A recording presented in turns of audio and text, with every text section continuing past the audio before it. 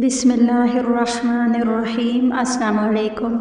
آج ہم بات کریں گے 21ویں روزے کے اعمال اور وظائف کے بارے میں۔ پہلے وظائف جان لیجیے کہ کیا وظائف ہیں اور کس طرح کرنے ہیں، پھر آگے چل کے اسی ویڈیو میں ان کے فوائد بھی بتاؤں گی۔ تو چلیے شروع کرتے ہیں اپنا آج کا موضوع۔ نماز فجر کے بعد سورہ توبہ کی آخری 2 آیات 21 مرتبہ پڑھیں۔ پھر نماز ظہر کے بعد سورہ جمعہ کی آیت نمبر 4 40 مرتبہ پڑھیں۔ پھر نماز عصر کے بعد سورہ طلاق کی آیت نمبر 3 25 مرتبہ پڑھیں۔ پھر نماز مغرب کے بعد دعائے کرب و پریشانی 21 مرتبہ پڑھیں۔ یا حی یا قیوم برحمتک استغیث۔ پھر نماز عشاء کے بعد سورہ یاسین 1 مرتبہ پڑھیں۔ اب جان لیتے ہیں ان وظائف کے فوائد کے بارے میں۔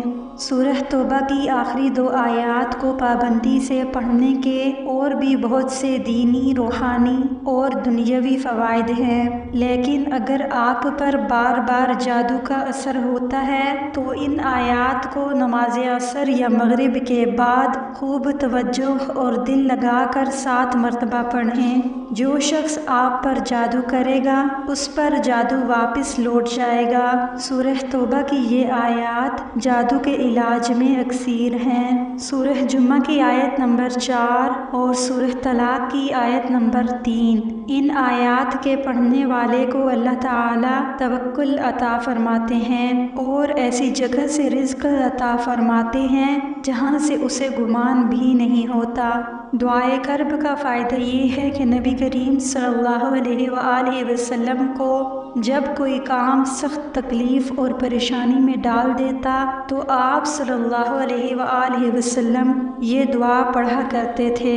اس دعا کی برکت سے غم دور ہوتے ہیں اور پریشانی زائل ہوتی ہے۔